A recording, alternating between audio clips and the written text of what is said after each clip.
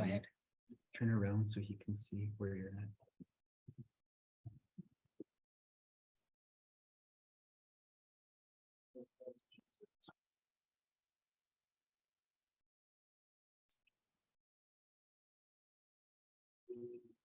Can you see that okay? Yeah.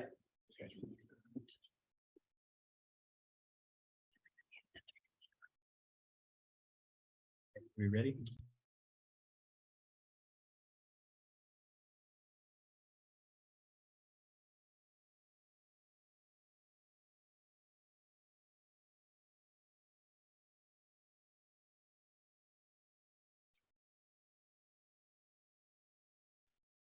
Todd, we're ready. Go for it. Can you see my screen? That's what I'm not sure. We're following you in tandem. So as you flip, Anthony will flip over here. All right, great. Well, welcome everyone. We're excited to be here again. By my count, I think we're on our, believe it or not, our 5th stakeholder meeting since May of 2022. And the good part about that is along the way, we have evolved the plans based on everybody's feedback, stakeholders' feedback. So that's great news for the project itself. So on the phone with us, we have our entire design team. So Forrest Richardson and Jeff Danner from Richardson Danner Golf Course Architects are with me, Todd Schiller at the Icon Golf Studio. So we'll be presenting to you tonight. So again, thank you for being here. I'm not there, albeit I would have loved to have been there, but I had some other obligations I had to meet. So I'm not sure who's in the room, but I think we have a little bit more than our last go around on May 9th, which is great news. So thank you. Tonight, we are looking for a high level feedback on where we're at. We are marching along to a bid advertisement in the 1st or 2nd week of July, which is very important for the project if we're to secure contractors for a construction start as possibly as early this fall or in March of 24 or a combination of both. So we are diligently working to meet those deadlines. So our feedback or your feedback is important to our process tonight. Just a few refreshers. I think there might be some new people in the room tonight. We have 7 distinct goals that we have never deviated from the beginning of the project back in 2022. We have dictated and developed goals related to council directives, design team directives, and stakeholders input, but practice opportunities have been very important to the project. That includes short game, driving range, and the ability to grow the game through those opportunities. The golf course conditions are extremely important. Your golf course superintendent, Jason, does a fantastic job on your golf course, by the way, in a very difficult environment to maintain and secure staff to do that, but the course is looking great. Sustainability is always very high on our agenda. And that's some water and water resources and labor and the ability to be fiscally responsible to the community. Safety is a very important issue that we are addressing in all aspects of the plans, and that primarily has to do with Diamond Drive, but that also affects internally on the golf course as well. We do know that yardage preservation is extremely important, and what we mean by that is that with the ability to maintain or increase the yardage that's currently exists on the golf course, especially when you consider you're at elevation as well, which definitely affects ball flights. One of the most important elements and goals for our entire design team is that Los Alamos County Community Golf Course is a point of pride for the community, and we want to maintain that as we move along. And then obviously golf is open space. It's open space for golfers, for visitors, for restaurant visitors, for trail users, and we have to consider that through our design process. So we had 5 distinct council directives for this project, and they really haven't changed over the course of the last year plus. But I'll go through these real quick, but deferred maintenance of greens, the tees, and bunkers for now, not only holes 4 through 18, but the entire golf course. That's a big step up from where we started. And I really not a big fan of the term deferred maintenance because it's much more than that. We are improving drainage. We are addressing the entire tee complex system on the golf course, all of the greens, 2 new golf holes, safety. It's much more than deferred maintenance, which is good news. Cart path improvements. We started out with very, very limited cart path improvements, have been asked to look at the entire golf course now. So we'll talk about that in more depth in a little bit. The reversal and redesign of holes 7 and 8 are critical to the safety of Diamond Drive. We'll address that. Driving range practice area improvements, critical to the growth, not only the golf course, but for the game itself. And then we'll talk a little bit about the driving range containment netting that we've been asked to look at. So I'll very quickly go through these next slides, just to show some of the things we're looking at. I'm sure you're all very well aware of. Here's some of your drainage issues that are occurring on greens. We're going to be fixing and addressing all of those. Your tee complexes really need a lot of work. In a lot of instances across the golf course, on probably over half the golf course, you only have 2 or even 1 tee complex, like on number 1 that's showing here on the left. So you have 4 tee markers on 1 tee, which is really hard to space out the yardage to attract golfers of all abilities and provide the opportunity to give them the same playing experience. And the forward tees have been severely neglected.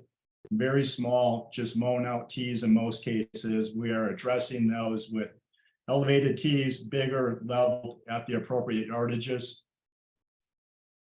Bunkers, very well aware, I'm sure you all are. They don't drain particularly well. The edges are beginning a little bit ratty, and they're going to be completely redone.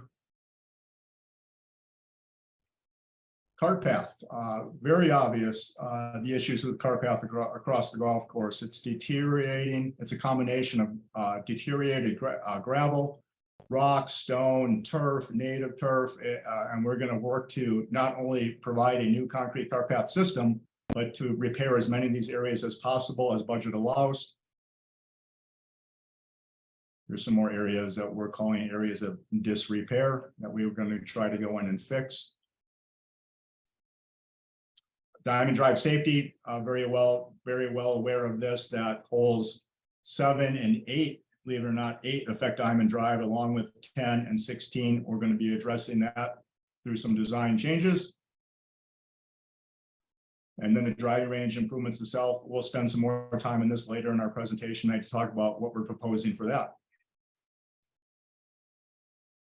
And then lastly, as part of our presentation, we do have our driving range trajectory study, current and updated, with 3 different scenarios we will be talking about if council chooses to go that direction.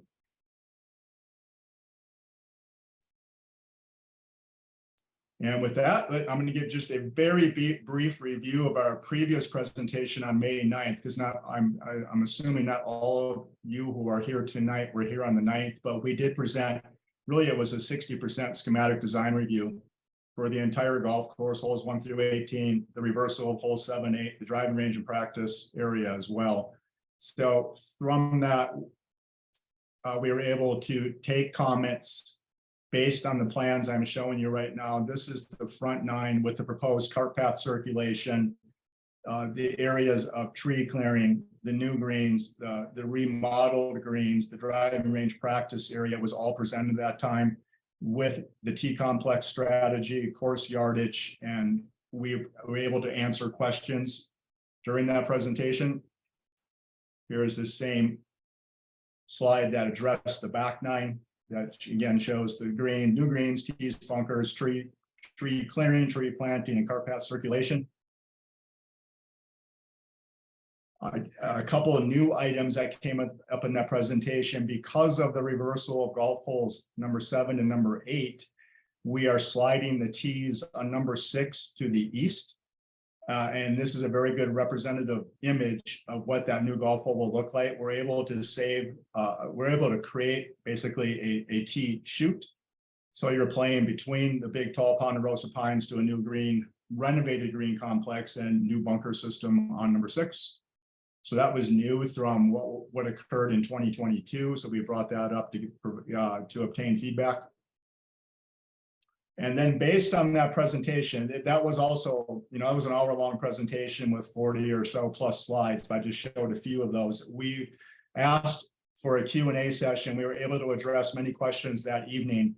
And then we asked to provide feedback from the stakeholder group. And what's showing on the screen now are basically the 6 bullet points that we received from the group. So not a lot, which from a designer perspective on our side, that's very good news. It means we're on the right track, and that's probably due to the amount of stakeholder meetings we had along the way and developing and evolving the plans to address those. So just real quickly, we were asked to increase the back tees on number 12 from 5. So it's currently at 560 yards, and we're at 569 now with the new tees. We were asked to increase or to maintain the yardage on the back tees on number 15 to 215 yards was the request. We're going to be right around 200 on that for safety reasons. We were asked to potentially add trees to the right side of the number 18 fairway landing area. So we are looking at that as a possible mitigation area for our tree clearing. And they were asked to address a few areas of what has been called areas of disrepair. Left side of 13, left side of number 16, left side of number 18 green, then the bunkers right and short of 18 green.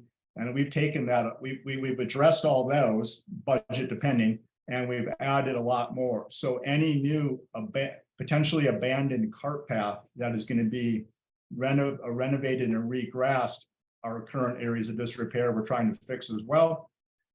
We were asked to address the forward tee distance. I'm not a big fan of the term women's tee. There's really no such thing as a women's tee, a men's tee, a senior tee, a junior tee. It's a tee complex based on swing speeds and handicap, and you choose appropriately. And we'll talk about that more in detail later. And then the sensitivity to tree removal. And the good news there is we have reduced our tree clearing from our last meeting, and we've added an additional 23 trees of new planting, which is good news. So that's the feedback we received from the last meeting. And then we're going to move into really the bulk of our presentation tonight, which is what are 90% construction documents. But leading into that, I wanted to just briefly show what we call the strategy and character document that lead to our 90% construction documents that will be bid on by contractors and eventually installed. So here's the overall 18-hole golf course that shows all of the improvements: cart path, greens, cart path circulation, bunkers, reversal of hole 7, 8, and driving range.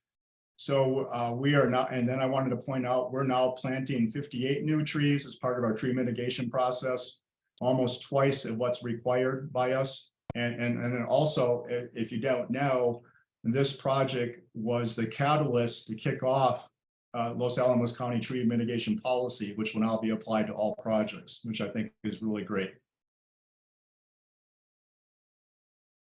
So again, this is leading into the CDs. It's just, I wanted to point out that, again, I already mentioned this, but we are addressing bunkers, tees, cart path, and areas of disrepair. Some of these items will be budget dependent based on council's approval, but we're going to provide cost estimates to get done as much as we can get done with beginning of construction in 24. So we'll keep you posted on what's approved.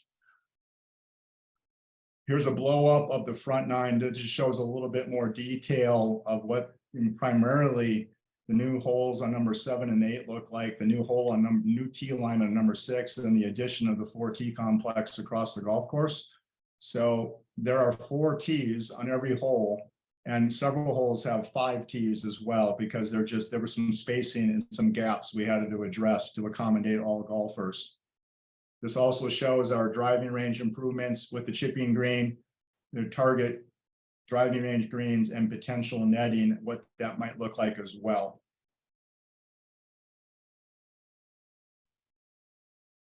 Same blow up for the back 9.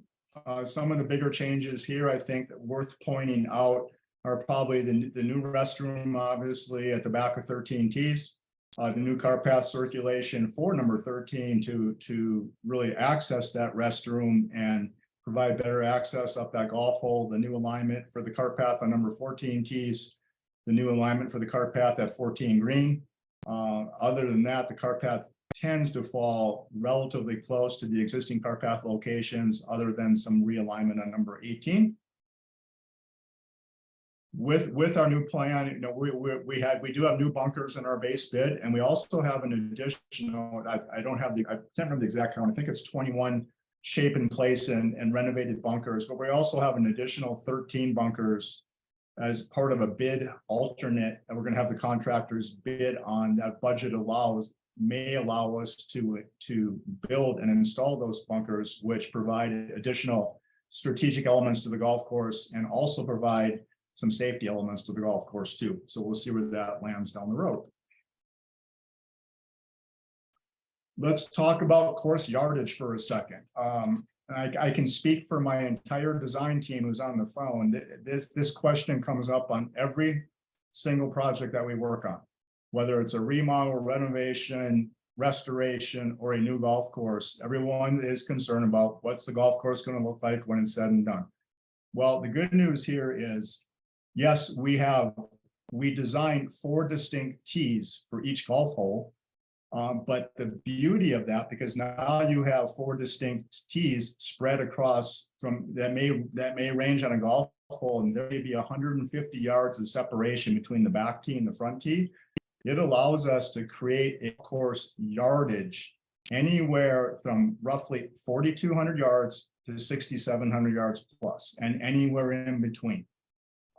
I mentioned it earlier. We don't believe in a senior tee, a junior tee, you can call them if you want, or a women's tee, but the beauty of this system is you play to your club head speed, and you play to your handicap, and you pick the appropriate tee. So down the road, when this system is built and installed, the beauty of this, Los Alamos Golf Association will be able to rate and handicap the golf course and whatever Mike and his team determines the base tee system to be. So in this sample scorecard, for instance, we're now showing 5 tees, and this doesn't even represent the potential combo tees that I know Mike is going to present down the road. So in this case, we have a tee system, a back tee that plays at 6732, 103 yards longer than the existing golf course. Blue tee system at 6,400, a little bit longer than the existing course. A white tee system, which was really short by standards on the existing course, now roughly 300 yards longer. If you want to call the red tee, if you want to call it the women's tee, we're 13 yards longer. And now we have a forward tee that can accommodate new golfers, new players learning the game, or anybody who wants to play that tee to maybe and work on their game. And I do it all the time. I play forward tees all the time. And once I shoot a certain score, I move back and I move back and I move back. But the beauty of this is, for any type of tournament, you can set the yardage basically at anything you want. If you want the September Classic to play at 6,000 yards, Mike can set it up that way very easily. And you can have temporary scorecards to show it. But so the tee system, being the 4 distinct tees, allows us to really create a better golf environment for everybody. So I'm sure we'll have some questions related to that as we go down the road. Jeff or Forrest, anything you want to add on that? Not for me. Okay, we'll move on. You got it, Todd. Very good. All right.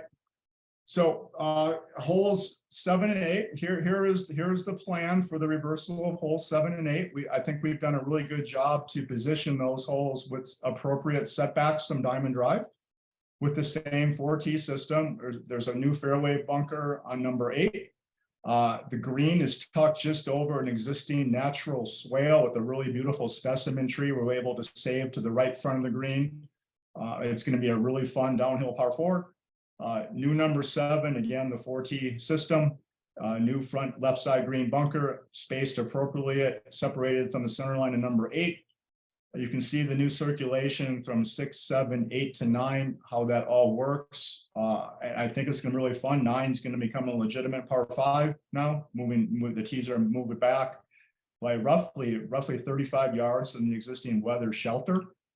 Playing uphill, little dog big right uphill, with potentially, these are bid alternate bunkers, but potentially a couple of bunkers set in that existing front left hillside to number 9 green which I think would be really add a lot to that hole and make it a great finishing hole in the front nine. We did reduce the amount of trees being cleared, but you're looking at on this slide by several, which is good news. Through some designs, some feedback from stakeholders and public, we were able to reduce the tree clearing and really fit these holes in. And then down the road, we have an idea that if budget allows, or maybe sometime, maybe next year, or as years down the road, we can connect the existing putting green to existing number 7 as one large practice area. Currently, we are keeping the practice putting green, renovating it through the drill and fill process, and we are keeping existing number 7 green as an alternate practice putting green as well. But maybe we'll have the ability to connect those down the road, which will really create a world-class, high-end, high-quality element for the golf course. Forrest, I'm gonna have you talk about the range area a little bit, or you or Jeff, since you've spent the most time on this, if you don't mind, please. Sure. Can you hear me? Yep. Okay. Anthony, you can hear me?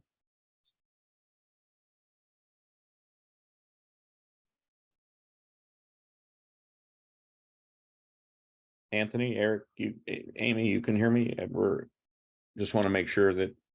Yes, Forrest, you're good. Okay, thank you.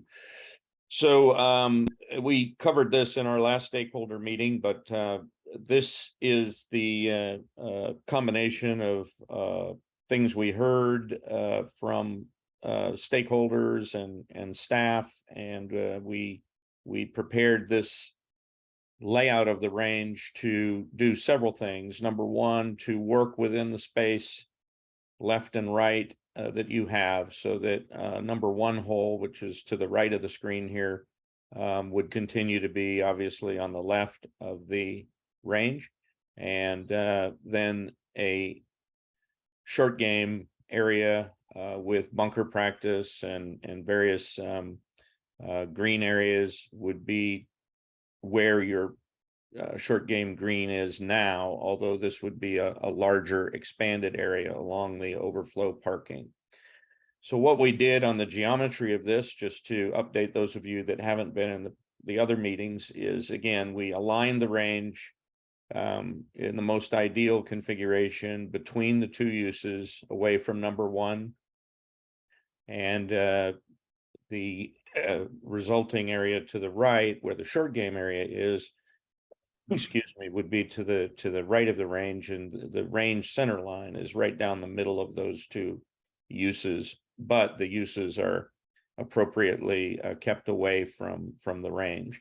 We've lowered the tee slightly, and we've arced it in the optimal, safest possible way toward the center of the range, kept a concrete pad at the end or the back of the range, and then there is a reasonable area of natural turf, real grass, out in front of the concrete pad that can be used on days and seasons when you're growing grass and people want to hit from real grass and staff can manage it.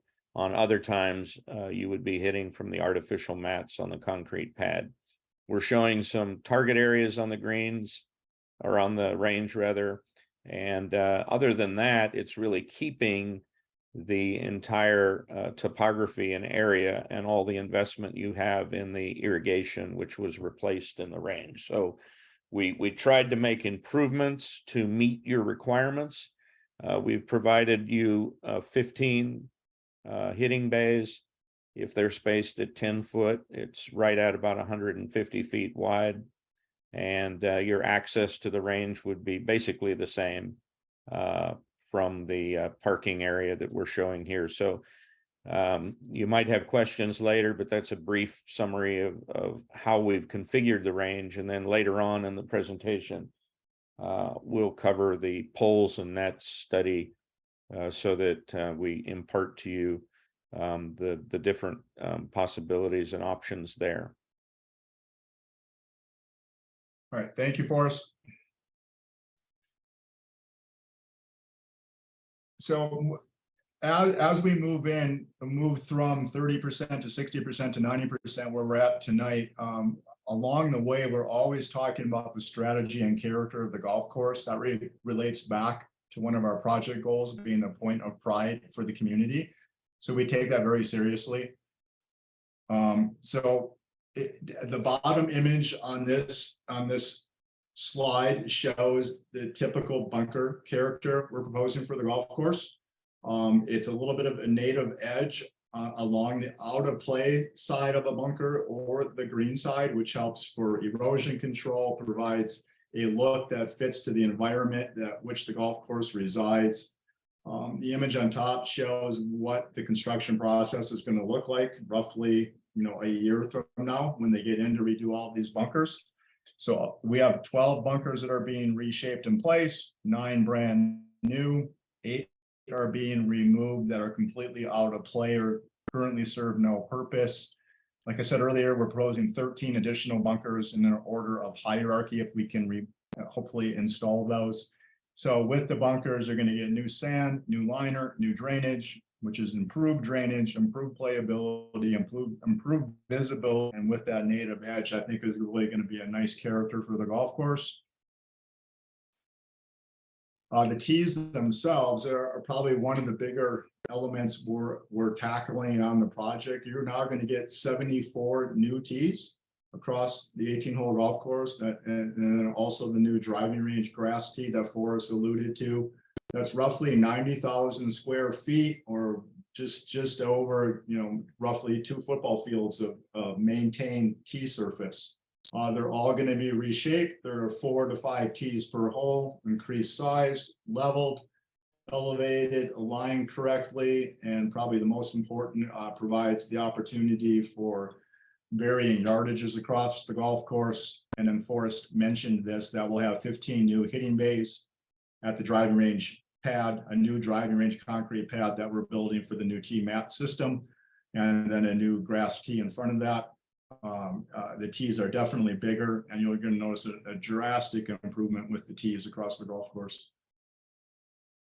The greens character, we're really looking at the greens from 3 different angles.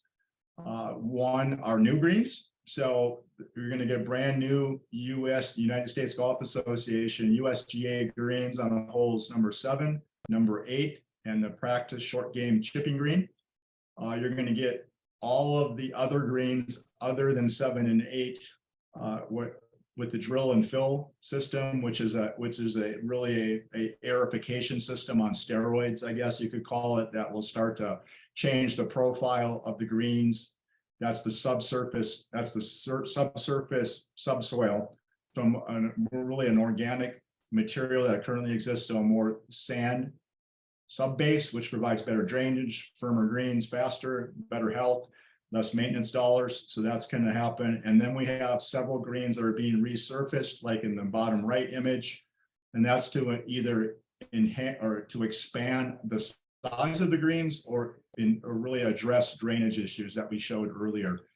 So all the greens are going to get drilled and filled, other than the new ones, resurfaced for drainage on holes 4, 7, 11, 16, and 18 that currently hold water, resurfaced and expanded on 6, 12, 13, 15, and 16, and then new greens on 7 and 8.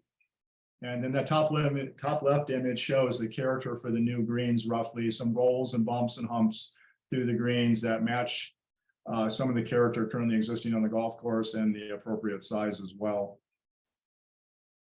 New cart path system. This is fantastic. We're going to go in and repair a lot of what currently exists on the golf course and add a 7-foot wide concrete cart path in what we're calling a green to tee system. It's not a continuous cart path throughout the golf course, but it addresses the primary circulation as you play. So 7 feet wide with concrete and pullouts and curbs as budget allows. It's roughly 3.5 miles of cart path we're going to be installing, or 130,000 square feet. It's also realigned for better access to tees and greens. And then we're going to repair as much abandoned cart path as budget allows. Tree mitigation and tree planting. Hey, Todd. Yeah. Can you talk about the potential option for asphalt if we run into budget issues? Yeah, sorry, thanks, Eric. Yeah, we have a bid alternate to replace the concrete surface with an asphalt paving material as well. Ironically, sometimes those costs don't differ dramatically only because the asphalt requires a different subgrade preparation, but we're definitely going to ask for that bid alternate to see if that's a possibility. So I think either way, I'm hoping, fingers crossed, either way that you're going to get some type of new improved cart path system throughout the golf course. I don't expect you to look at all these small numbers and labels, but we did spend a tremendous amount of time on tree clearing and then tree planting. The chart on the left shows all the trees that are being removed by size per the new county tree mitigation policy, whether they're small, medium, large, extra large, or specimen. And then we took out the ones that were either considered dead, invasive, non-native species, or presented a safety hazard. And we get down to that we are required to plant 35 trees, and we're gonna plant 58. So, like I said earlier, 1.5 times roughly of what's required. And then the chart on the right are the new trees, and they correlate to the plan set of where they're going by species and type. So it's going to be a nice dramatic improvement that not only enhances the aesthetics of the golf course, but also improve safety is very important. So let's get into where we're really those elements that we just looked at, the character and strategy now inform, along with the stakeholder comments, public comments, and others comments, what are the construction document set. So we are moving along at a good pace to get this out by mid-July to be bid. You're looking at the cover page right now. It's a 35-page document set that goes into extreme detail of how the contractor is instructed to install and build all the improvements that we're looking at. So I'm going to go just through it. I didn't include, I'm sure you're very excited I did not include all 35 pages, just some to give you a sense of what this looks like and what the contractor actually bids. So this is our layout plan. There are a lot of notes that the contractor pays attention to, and how all of the features are laid out with notes that they need to adhere to construct install all the golf course features correctly.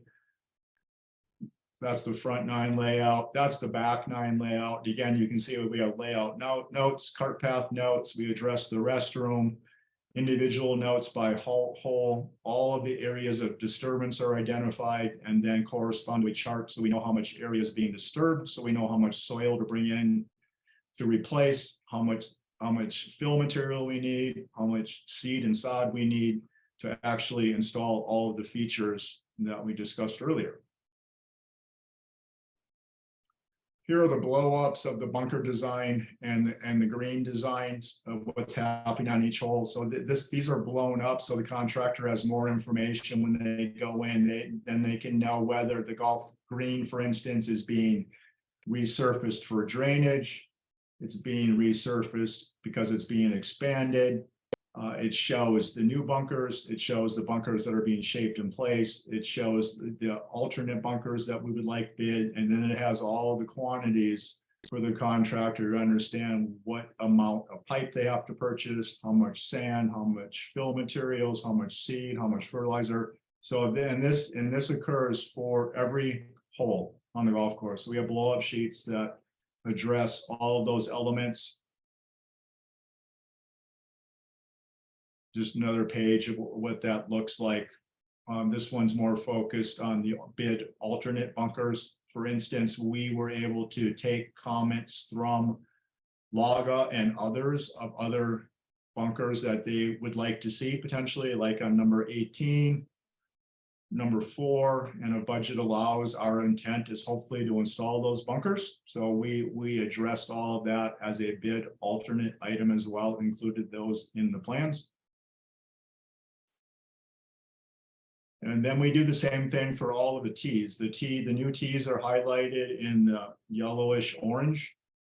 As we mentioned earlier, it's a 4T multi-marker system that could play as 5 sets of tees or more, and then you throw in the combination of tees that Mike will develop. You can play a multitude of ways. So these are the grading plans that show the exact tee sizes, locations, elevations, and alignment by hole. These also address what are the American Disabilities Act for guidelines for golf courses. The previous slides did too for greens and bunkers. So it's very important for us and the contractor that we adhere to the guidelines that are in place for accessibility. So that's considered in all of our plans as well. And there are other sheets in this construction documents set that address just that issue along with specifications. Here you're looking at the new greens. You're looking at the new greens on holes number 7 and number 8, and the chipping green at the driving range, which shows the area of disturbance, the grading plan, any bunkering and drainage and cart path circulation. So this again blown up so the contractor has the available information to install these features correctly. A tremendous amount of effort from the design team behind the scenes. Forrest, Jeff, and myself goes into understanding the character and strategy of these golf holes so it fits the vernacular of the area and the existing golf course. And again, a point of community pride. We address drainage concerns and ADA requirements in these as well. Then in between these sheets I'm showing you, there are sheets for demolition, for layout, for clearing, for topsoil management, and many others, but we're jumping to what are the actual construction details now. Many times contractors jump right to these pages. They then know what they need to build, and and then they can really relate and refer back to the actual previous plans to understand from our perspective of how these elements should be built. These are very, very specific requirements and instructions and this page shows the greens, tees, and bunkers, how they will be installed. And then during construction, administration, and observation, Forrest, Jeff, and myself spend a tremendous amount of time on site, ensuring that everything is being built to these standards and these details. Here we're looking at the drainage and restrooms. So a lot of little things behind the scenes goes on at that. A lot of what a golf course is underneath the turf. And it's very important to provide appropriate drainage, to provide the best playability, the best character and best playing conditions, and then down the road, reduce maintenance costs. Drier golf course is easier to maintain and provides better playing conditions.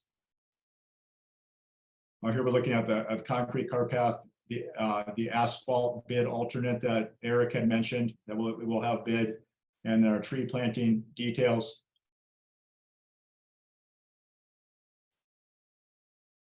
And then here are blow-ups again with a little more detail for holes, the new greens on 7, 8, and the driving range.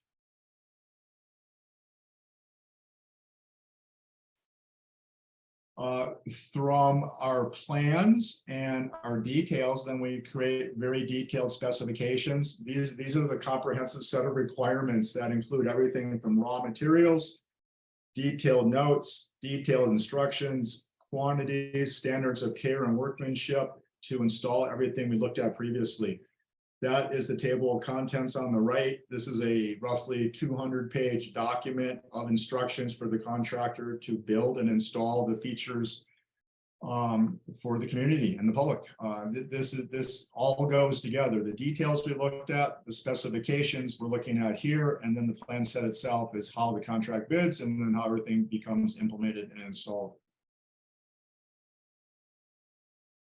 Here's just an excerpt of the bunker specification. It's an 18-page document all by itself. I just pulled a couple pages out that show the character, talks about the bunker shaping, talks about the materials that are required. So we spend a tremendous amount of time behind the scenes working with county staff and Jason, identifying the appropriate materials that fit and will work well within your environment. So we work with local materials.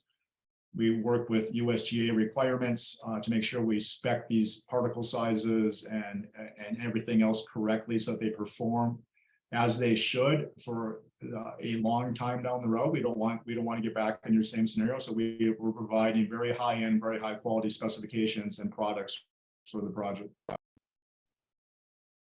From there, we are now currently pricing all of the elements. So we're just showing here what a bid sheet looks like for the contractor. So there's a very detailed bid sheet that lists all of the elements that are required to construct the golf course features. And then there's a summary bid, and then we will take those bids from the contractors that submit on the project. We will huddle up together as a team. We'll review their pricing, their qualifications, and then select the best qualified contractor to perform the work. So that's coming very, very quickly. So we're right in the middle now of finalizing quantities and setting up these bid sheets. So with that, I am going to turn this over to Forrest to talk about our trajectory study for the driving range. And then we'll open it up to questions after that. So Forrest, all yours. Okay, thank you, Todd. One of the elements of the driving range that needs to be addressed is the current status of the likelihood of errant balls. And there's really two main factors to golf balls. It's their trajectory and height, which can go over nets and areas. And then there's also the horizontal deviation of golfers don't always hit straight, as we all know. So the county has previously engaged Tanner Consulting out of Northern California for studies. And both Todd, Jeff, and I have also used Tanner Consulting. They are probably, I would say, one of maybe three people in the U.S. that do these trajectory studies for baseball and golf. The Tanner works a lot for Topgolf and as well as municipalities across the country. So if you go to the next slide, I'm just going to run through this briefly. You'll probably have questions, and it needs to obviously be studied. And that is the state right now that this is in. It's in the county's hands for staff to review, and then tonight for us to review with you. So if you look at this image, the purple line represents the area that Tanner Consulting has identified as being the area that poles and nets would be required to contain reasonable use of the driving range. And those orange lines on there represent the deviation lines that they calculate when they basically, just as point of reference, they take data from a variety of sources, including the PGA, which is the data is not professional golf deviation hits, but the PGA's study of regular golfers, everyday golfers, as well as the USGA. And they look at all of this data, including the equipment, clubs, and balls. They look at different balls and different swing speeds, and then they come to their conclusion. So the purple line represents how the netting would look. It's at the end of the range, and then Tanner is also recommending, based on our alignment, that the first hole have a small amount of netting protection at the far end of the range where the topography is lower. And that's where Todd's pointing there. The good news is that he's not recommending any netting on the right side of the range. So we worked with Tanner to make sure that the range was appropriately aligned, and if there was any change that would be in the county's best interest to minimize netting and poles, those things were worked out with Tanner Consulting. So using the height of the tee, the elevation of the tee, and the location of the tee in proximity to hole 2 and 3, this was his conclusion. He also was asked by the county the direction was to use 3 different golf balls. A standard range ball, which is an ordinary range ball that's commonly in use. In this case, if you go to the next slide, it's referred to as the, I think it's, if I'm not mistaken, I'm going to say it's the Spalding range ball. That's the one that he's used previously and has testing information on. This is showing that range ball with the range configuration we have. And if you look on here, the highest pole height at 1 point or more of the netting would be 176.5. And I also want to make note, if you go back to the other slide, I'm sorry, I missed one important element. Tanner is suggesting at the sides of the tee up there that there be side netting. So there's 22 poles in all. There are 18 poles at the end of the range in the left corner, and then there are 4 poles at the tee itself. So there'd be a side netting on either side of the tee. Now, I want to point out real quickly that all of this is the recommendation of the trajectory study engineer. And of course, the county has the, the right to review this and decide whether to put in the poles at the heights that are recommended or whether to use one ball versus another. That's a very important part of this study. Sorry, Todd, I didn't mean to have you go back there, but if you go to so this is the Spalding range ball, no netting on the right side of the range. And then the bottom slide is showing the portion of netting at the left side of the range. If you go to the next slide, you'll see the comparison to a 80 compression range ball. This is based on a Shrixon one-piece range ball, which is I don't know exactly 4 or 5 years ago when Tanner last did the study for Los Alamos County. The range balls have changed since then.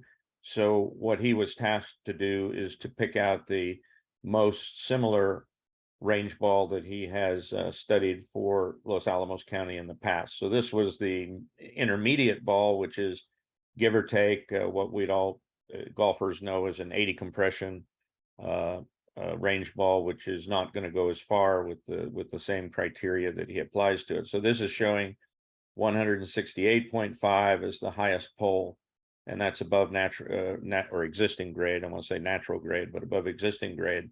Again, no nets on the right, and this is showing the netting at the back corner or the left of the range. And then the third one, which is interesting, is comparing a 60 compression ball. It's called the 66, but it approximates the 60.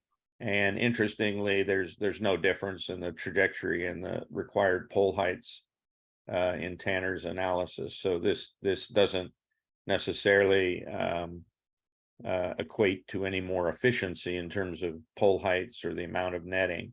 If you go to the next slide, this is just showing the end of the range in the comparison. And as you can see on the last 2 balls, the ones that are limited compression from a standard range ball, the conclusion of Tanner is that those heights would be the same as well. The next slide is going to give you a perspective of what that looks like. So you're looking up above the range, looking back toward the clubhouse and number 1 tee. And this configuration would be the same in each of the balls studied. Obviously, we're limited as to how far south we can go from the range. So that's what's dictating everything, is this pole alignment at the end of the range is the same alignment that you have today. So in other words, it's not getting any closer to hole number 2, and it's not also moving back toward the tee. It's the same basic alignment. And the side netting you can see here is Tanner's opinion that based on hole number 1, which exists, we're not doing anything, as you know, to hole number 1 except making the improvements that Todd reviewed, and then also the right side of the range, which would be the overflow parking, the potential short game area that we showed you. would be out in the area Todd is showing there. So the things that would affect and have affected the height of the poles and the nets would be the elevation of the tee and its proximity to the end. We've kept that tee as far back as possible. It's very, very close, probably within 15 to 20 feet, maybe 25 feet. We've rotated that tee a little bit to make it an optimal alignment, as I mentioned earlier, but the back concrete portion is very, very close to where it is today, and it's lower. The other thing we've done is put in a very slight 1% down gradient on the tee, and that helps Tanner also in his calculations. I just want to point out one of the things that is interesting is just in the time that it was since the last county study of trajectory, there's been a number of changes. And so all of this is contained within Tanner's data, and Todd and Jeff and I are definitely versed in this trajectory, but the reason we've gone to a sub-consultant is because we are not the engineers or the scientists that study range ball trajectory. We understand golf course layout, and what we've done here is provided the most optimum layout that meets the criteria, but we're not the scientists and the engineers behind the trajectory. But I can tell you there's been a lot of changes in the last 4 or 5 years. Swing speeds used to be studied at a much slower swing speed. Today, Tanner's work, no matter who it's for, is using a higher swing speed because we're golfers. Perhaps not me. Todd and Jeff don't say anything, but I don't swing very fast. But the fact of the matter is that the younger golfers coming out of even high school programs and whatever are showing to have faster swing speeds. So there is a different criteria. And of course, there's different equipment at play. So balls are going much higher in the last few years than they were previously. And these are all things that I think we'll have an opportunity here in the next week to have county staff ask questions specifically directly to the sub-consultant and clarify things. But really right now, the data is there and the plan is there. And like I said earlier, the decision of how high to make the poles and nets, whether to carry them around the backside on the left, as we've shown, whether to put the side netting in, all of these things would be county decisions that could, be decided on from a variety of factors. But the good news is you have the criteria and you have the recommendation of Tanner. And once you have that, of course, it allows us to then go forward and make decisions. I don't think there's another slide, Todd. I think that's probably the end of it. Nope. I'm sorry that this isn't laid over our plans. We can certainly do that, but it's the plan you saw earlier that we showed you is the same exact configuration. So once we've arrived at the ideal range plan, that was the plan that was provided to Tanner Consulting. So with that, I will turn it back over to Todd. Thank you, Forrest. That's great. It's good information. So we are now at next steps. So here we are tonight presenting our 90% CD set to the county and stakeholder group. We're going to move into a Q&A session here in a minute or so, but we're looking for further stakeholder comments that are due back to us by June 12th. Our goal is to submit the 100% construction document set to the county between 6:30 and 7:15, earlier the better. We will go to bid roughly the first week of June July, with that process going into August, and with a construction start in March of 24, with the opportunity for the contractor, if so desired, to start construction later this fall. And that may be for some work that doesn't interfere with existing play. That could be some preparation work, securing materials, setting up yards to prepare for 24 or whatever they choose to do. The bid packages are two distinct separate packages as directed by council. One package are for all of the golf course improvements from holes 1 through 18, including the driving range, cart path, bunkers, tees, and greens. And then the other package, a completely separate CD package, will be the netting package. And that is separate for several reasons, but primarily because it requires such a specialized contractor to install. We don't want to hire a golf course contractor who then subs out a specialty contractor and then marks that back up. So we're trying to secure some savings by doing it that way. So that's our next steps as we're moving forward to our bid coming up here in roughly a month. So quite a bit to do in a short amount of time, but we're making very, very good progress.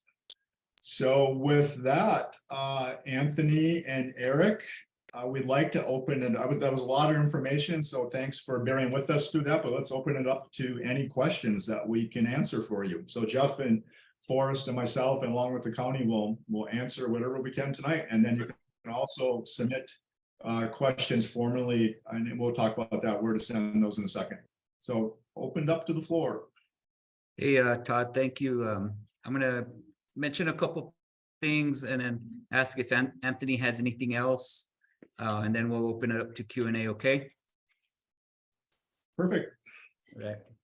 So like Todd said, the plan is to have two separate bid packages go out at the same time. One for all the golf course improvements, and the second just focused on the netting. Exactly for the reasons that Todd spoke of. Netting installation is a very specialized thing, so we think we could get a better value if we go out separately and attract the vendors that do just that sort of work. And then we'll have, of course, Anthony doing all the coordination between the two. What we're expecting, again, things are moving very quickly, so we're getting there. We're getting there to get this advertised, go to council likely at the latter part of August to award construction contracts. And then, of course, like Todd said, in the fall is we can actually get a contractor on board, and they may choose to start some of the preliminary work this fall. But the plan is to have a lot of the majority of the very substantial activity occur in the spring. So second thing is this presentation is on our Public Works projects page.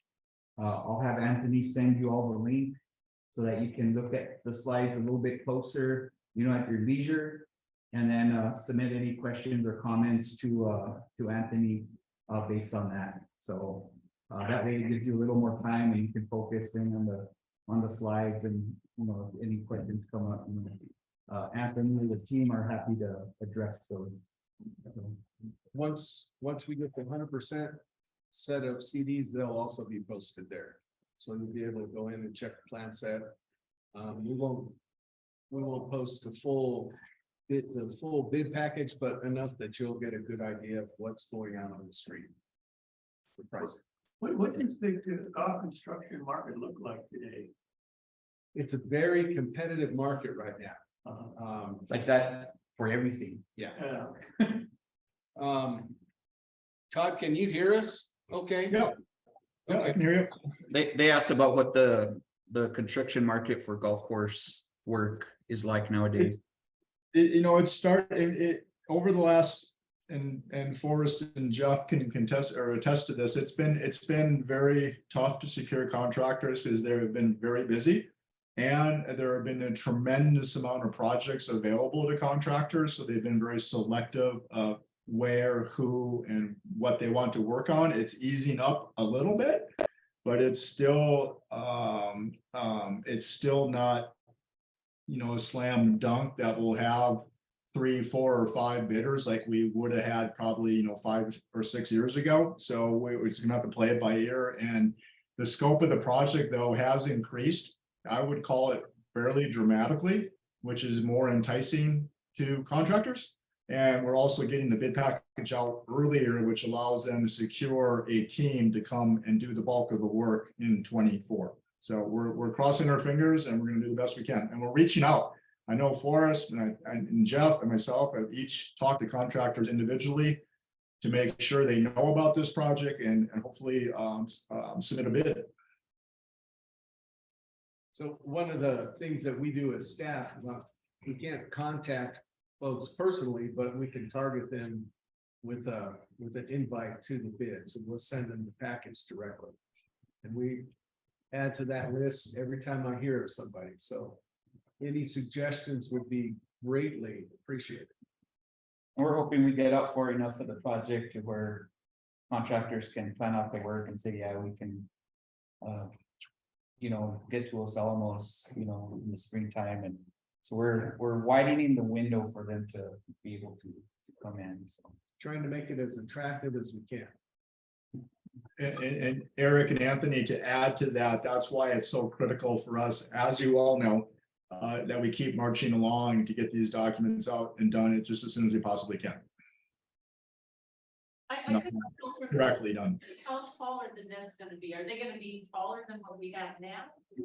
Well, so just let's 176 feet. let's preface this discussion that we just received this package, so. As staff, we've got a date in the near future that we're gonna sit down and evaluate the data. Make sure that it met the criteria that we put forth for the study. But yes, from what we're seeing, they'll be substantially taller, and we knew that from these net in this. I think the previous study, we're looking at 140. Yeah.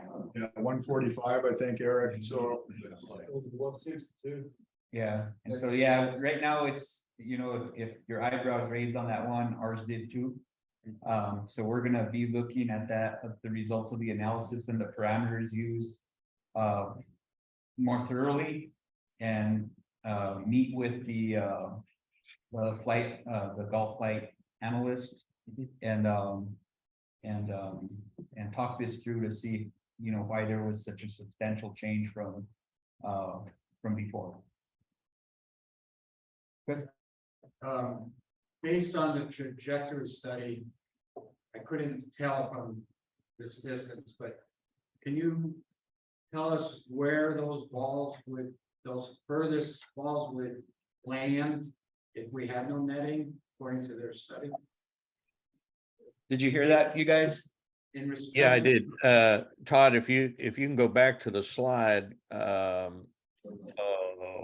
3 slides back, any one of the slides showing the section view of the side of the range. Let's use our range ball. Okay. Excuse me. Yeah, this will give you a good idea here. If you look at the diagram on the lower part of this image where the 168.5 is, you can see the balls. I can't quite read the dimensions there, Todd, but you might be able to look at I think the green numbers are probably showing the linear dimension and showing it in yards there. So if you go down, Smaller. yeah, you're looking at roughly Forest at probably 280, 285 as it runs out. So well into number 2, almost number 3. yeah. So that'll give you a good diagrammatic picture of it. And so those lines there are representing the There we go down one slide, Todd. There might be something, sorry. Yeah, so not shown on there, but yeah, the run at the It's like 275. Yeah. 250, 270. that's probably a question. If you wanted that exact number, that would be a question that we should add to staff's Q&A, when they meet with Tanner, to be able to ask that question, and then we could then compare that to the location of hole number 2, for example, so. Yeah, just, this is just for your information, and you've probably been told this before. But we got our longest hitters hitting over the net, you know, a couple of years ago. And they landed at the tree line between 2 and 3, at the max. And so I asked the question, just to see if Tanner's theoretical study isn't all in the ballpark of our experimental study. So it was at the tree line between 2 and 3, which I'm guessing is roughly 250 yards. But I'm not sure. So again, I'll reiterate, this is real preliminary stuff to us too. We still need to analyze it more and compare it to. It's the same engineer that did the study for us in previous years. So, you know, there's some deltas to be investigated and explained why. And one of those is swing speed and, you know, the robot named Iron Byron, he never misses a shot, so. But he also has a swing speed greater than anybody's really hit. We call that. So those are things we'll still, you know, I only say this. Yeah.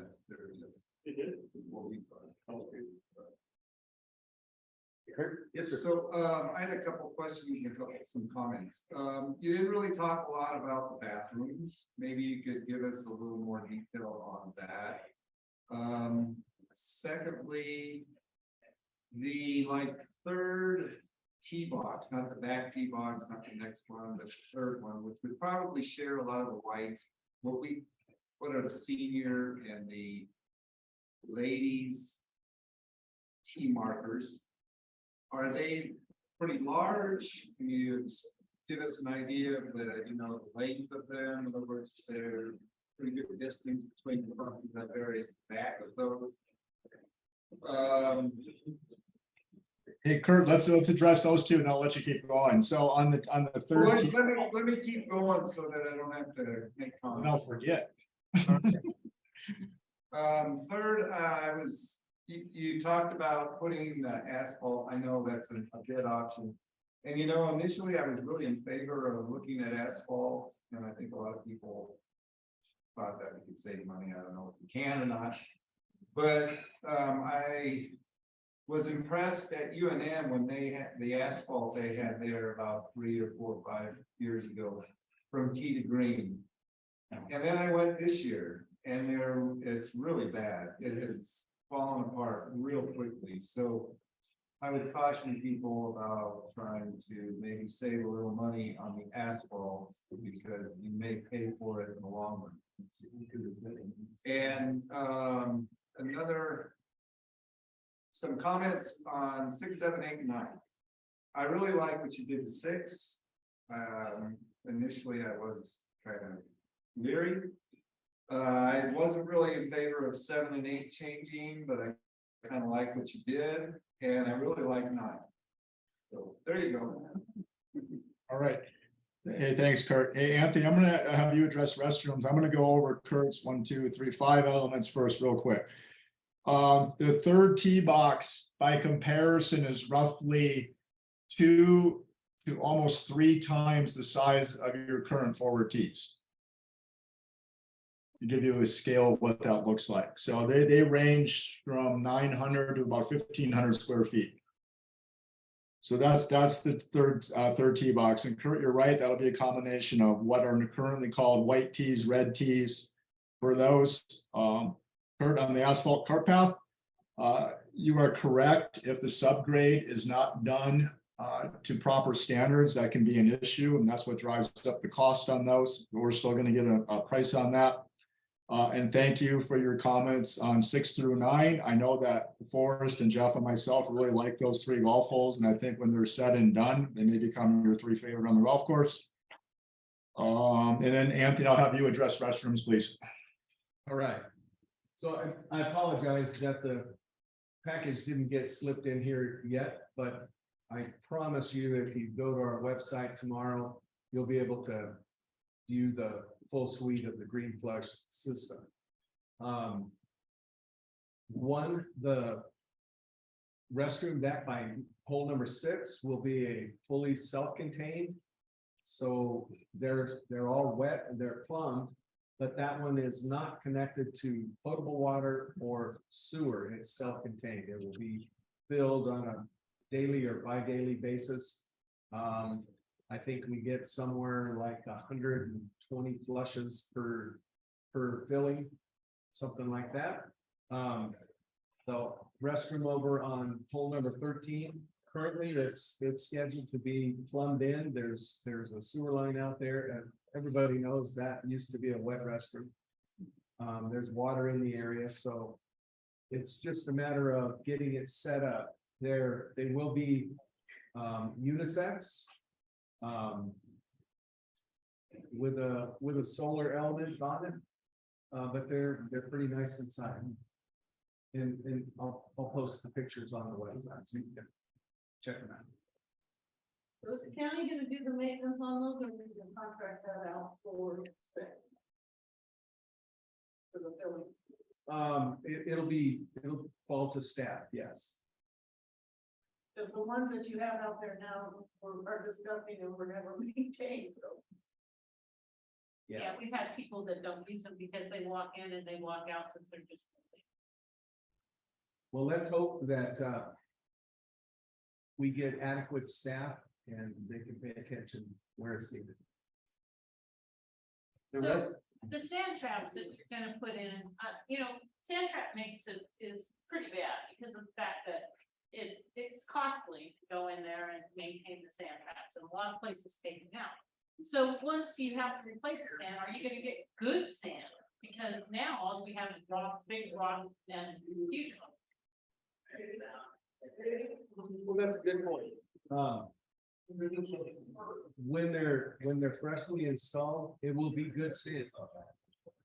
It's a matter of over time. I think Todd had alluded to the design that we're favoring. If you pay attention to that detail of the bunkers, there's a lot of more vegetative growth around the edge, the top edge of the bunker. And that's designed for aesthetics, but also to help control erosion. Because as the erosion happens, that's where the dirt and the rocks and everything gets kicked back into the bunker. I'm with you 100%. I wish we had adequate staff and they had more budget to put all elements of the course. But I do believe that once it's redone, it will be taken care of. Hey, Anthony, related to that too, all the bunkers are being addressed and they're all new. So all new spec sand that meet current specifications for quality sand.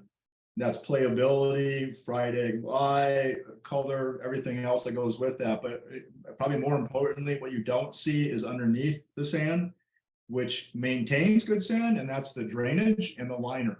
Yeah. You're getting all new drainage so those bunkers, you would be able to play those bunkers during the rainstorm and there won't be water in them. And they drain to out of play areas. And then you have what's called a better ability bunker liner, which is a pervious gravel liner that prevents contamination that comes from the subgrade of a bunker that contaminates the sand. So everything that's being done to them is going to help maintain high quality sand and make it much easier for Jason to maintain those. They will last longer and reduce maintenance costs. But there is a life expectancy to those as well. I mean, they can last anywhere. I've seen studies from 5 years, 15 plus, depending on what systems used, but we'll be on the higher end of that for sure. Well, and I think it's safe to say that most of the elements of our course are outdated. Yes. In some of our previous studies, we've analyzed that and identified it that we're in need of some renewal. And that's the push behind this whole project. So Mike, how often do you guys change out sand in bunkers? Almost never. There you go. So we can do a lot to But help. there's really no reason to, because you don't have drainage. If there's good drainage, It's gonna be, You know, without the proper liners and drainage, there's no reason to put it in sand because it's just gonna go back to where we are at. So we have a conglomerate in there now, it's very dirty, the dirt washes off and it goes and clogs up the drain system and then we're done. So that's exactly what's happened out here. yes. Flip, I thought we were getting a new tee box where the present bathroom. So that's not consistent with what you just said. Your T-box with what? Where the bathroom is on 13, I thought we were getting a new tee box. yeah, There the is gonna bathroom be a moves, sense of that T-box. it moves to the east. Oh, so it's not exactly. No, no. They'll be required to perform some sewer line relocation and water line relocation, but it's not, hopefully it won't be a major endeavor, but yeah, it's included in there. Todd, about how far back does the restroom move to the east on number 13? It's pretty much, I would call perpendicular to number 12 green. So, So it's a little bit behind the current back tee that's there, and we're redoing all 4 new tees on 13. I was gonna say it's halfway between the old bathroom and the old pump house. Yeah, that's pretty good.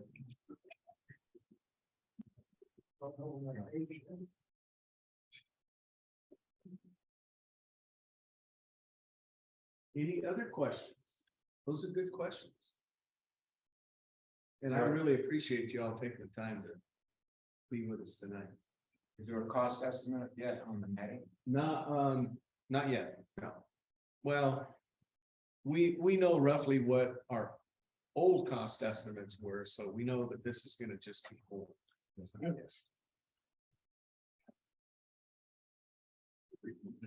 Especially the longer we wait. Is it gonna be metal poles then as opposed to wood poles? Yes, at that height, they have to be into metal poles. Absolutely. Tallest wood pole right now, and I think we have a line in here. 100 feet. So Yeah, that if I just could add on the poles, the current method of constructing these poles for ranges is to use different diameter poles that are sectioned together. And that saves money in transportation and also materials. This is something that's kind of come about in the last, probably a decade, but so the poles would be, let's say, 10-inch diameter at the bottom, and then they stagger to 8, 6, and then 5, and whatever. And that also allows the county to, if they needed to in the future, add the poles. So my guess is that when it's engineered, whenever you make your decision, that's the method that will be used, because getting them up there, that they have to come up as an erector set, basically, in order to make their way up to the site in this case, and it's just less costly to do it that way.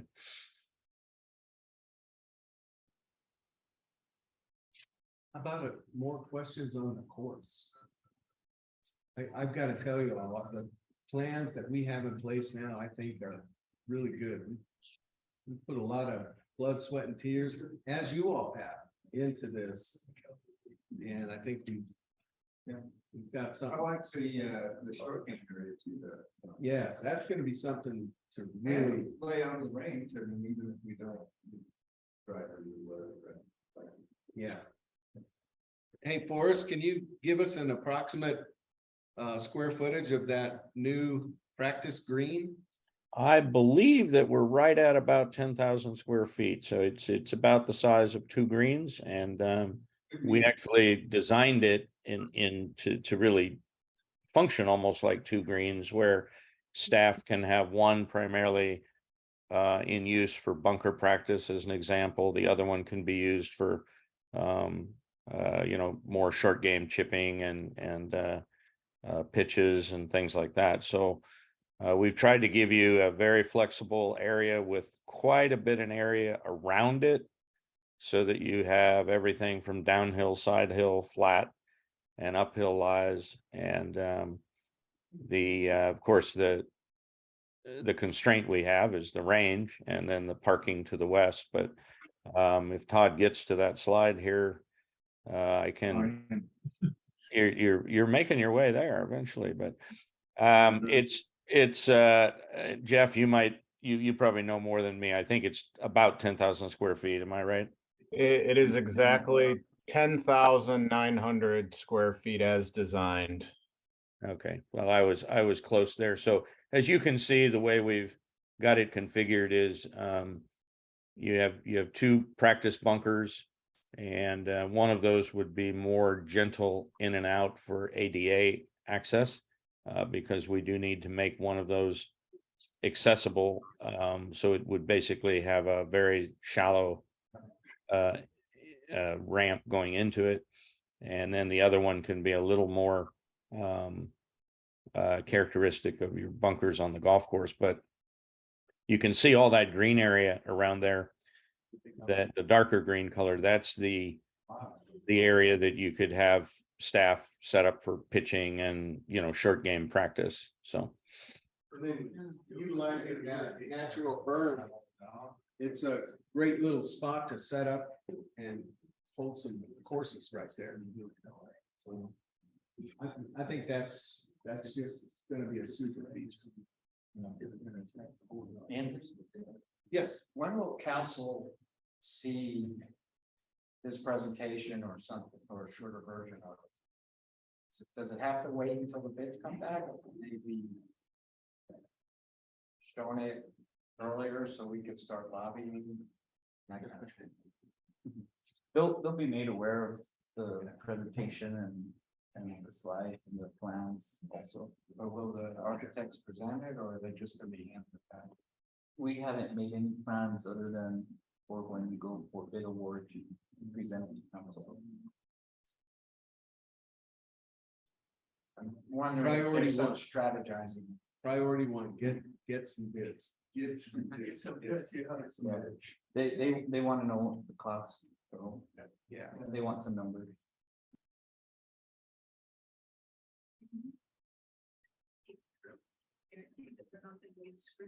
Roughly how long will this, Bobby, roughly how long will this project probably take for the permitting?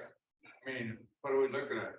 Well, it looks like the project will wrap up in 24. There might be some leftover grow in that'll be creeping into spring of 25, but it's doable in one season. So I know you might have another contractor, they could close 9 holes down, or have temporary greens where they're gonna replace the greens on 7 and 8. What's gonna happen there? What's our plan on that, Mike? We've talked a few different ways. So in the original plan, we were looking at having 9 open, 9 closed during the process. And that's pretty much how it's gonna go. It's gonna be really similar to the year that we implemented the irrigation system. Right. There, and as it finishes out, there may be some areas that, are under repair that have to be played around. Because you're gonna have weather factors too, a lot, especially July and August. Well, and look at this year, who could have figured this much rain this early in the year, so. And God bless, keep it coming. But, Anthony, one thing that's changed, Anthony, that's probably worth note is the fact that the scope has increased dramatically, and we are now touching all the cart path, if approved, right? 2 new golf holes, all of the greens, driving range, practice areas. So when Mike says 9 at a time, that's probably very accurate. It's in a good way, a significant amount of disturbance. right. Well, I think the disturbance will be tolerable as long as the progress is shown. And then we'll get a lot of good ideas from the Give a bulldozer drive. how to different way to face things Yeah. and Right. so.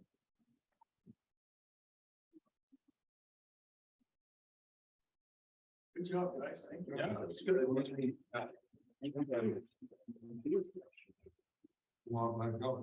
Thank you all for Yeah. being engaged, being patient with us, and we move these along, but I think we're gonna get a really good product. Why not? Your life.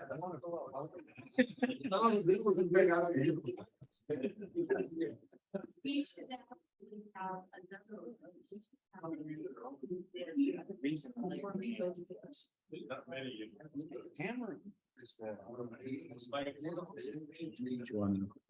All right, folks, I think we're concluded here.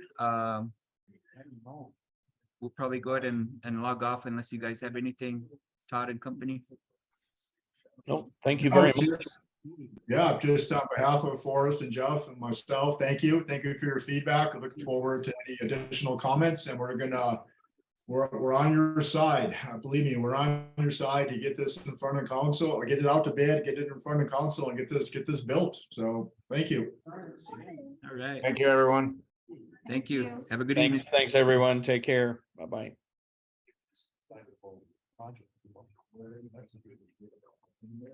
Yeah, that's